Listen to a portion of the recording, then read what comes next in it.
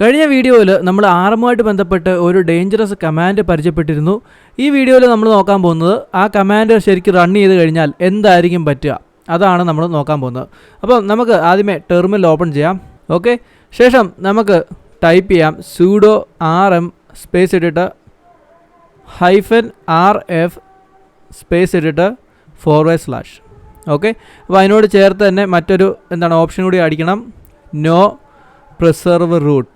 Okay, അപ്പോൾ preserve spelling ശരിയാണെന്ന് തോന്നുന്നു. ഓക്കെ, അപ്പോൾ നോ പ്രിസർവ് റൂട്ട്. ഓക്കെ, ശേഷം എൻ്റർ കൊടുക്കാം. അപ്പം പാസ്വേഡ് ചോദിക്കും, പാസ്വേഡ് ടൈപ്പ് ചെയ്ത് കൊടുക്കാം. ഓക്കെ, അപ്പോൾ നിങ്ങൾക്ക് സ്ക്രീനിൽ കാണും കുറേ എന്തൊക്കെയോ ഡിലീറ്റ് ആകുന്നില്ല എന്ന് കാണിക്കുന്നുണ്ട്. പക്ഷേ അതിനോടൊപ്പം തന്നെ എന്തൊക്കെയോ ഡിലീറ്റ് ആകുന്നുമുണ്ട് കേട്ടോ. അപ്പോൾ നമുക്ക് നോക്കാം, കുറച്ച് കഴിയുമ്പോൾ നമുക്ക് നോക്കാം എന്താണ് പറ്റാൻ പോകുന്നതെന്നുള്ളത്.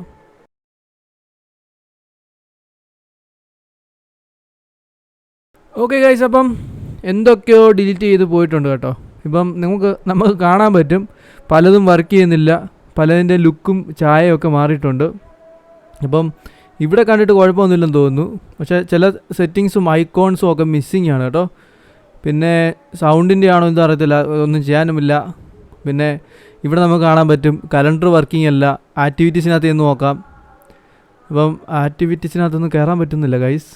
ആക്ടിവിറ്റീസോ പോട്ട് നമ്മുടെ ടെർമിനലും ഇല്ല ഗൈസ്, ടെർമിനലും വർക്ക് ചെയ്യുന്നില്ല. ഇനി ടെർമിനൽ വേറെ അതിനകത്താണോ? ഓക്കെ ഗൈസ്, അപ്പം നമുക്ക് കാണാൻ പറ്റും ടെർമിനലൊന്നും വർക്ക് ചെയ്യുന്നില്ല കേട്ടോ. ഒന്നുകൂടി നമുക്ക് ടെർമിനൽ ഓപ്പൺ ചെയ്യാൻ നോക്കാം. ഓക്കെ, അപ്പം നിങ്ങൾക്ക് കാണാൻ പറ്റും ഒന്നും വർക്ക് ചെയ്യുന്നില്ല കണ്ടില്ലേ. പുതിയ ഫോൾഡർ ക്രിയേറ്റ് ചെയ്യാൻ പറ്റുന്നില്ല. ക്രിയേറ്റ് ആവുന്നുണ്ടോ എന്ന് നമുക്കറിയത്തില്ല, ഇനി ക്രിയേറ്റ് ആവുന്നതാണോ അല്ലയോ എന്നറിയത്തില്ല. ഒന്നും നടക്കുന്നില്ല കണ്ടില്ലേ, ടെർമിനലും പോയി അതിൻ്റെ ഇടയ്ക്ക്.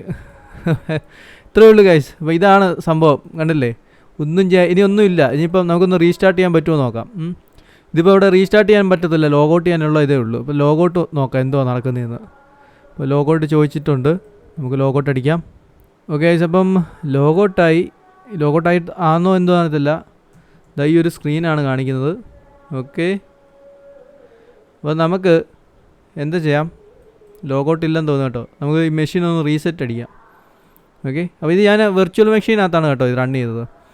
അപ്പം ഓക്കെ ഗൈസ്, ഇപ്പോൾ നിങ്ങൾക്ക് കാണാൻ പറ്റും കണ്ടില്ലേ, ഗ്രബ് റെസ്ക്യൂ എന്ന് പറയുന്ന ഒരു സ്ക്രീനിലാണ് വന്ന് കിടക്കുന്നത് കണ്ടില്ലേ. ഉള്ളത് പറഞ്ഞ ഗൈസ്, അങ്ങനെ ഒരു നല്ല വർക്കിംഗ് ആയിരുന്ന ലിനക്സ് മെഷീൻ നശിപ്പിച്ചപ്പോൾ മനസ്സിന് നല്ല സുഖം. അപ്പം ഇതിൽ നിന്ന് നിങ്ങൾക്ക് എന്ത് മനസ്സിലാക്കാം, ഈ ഒരു ഡേഞ്ചറസ് ആയ കമാൻഡ് റണ്ണ് ചെയ്യുകയേ ചെയ്യരുത്.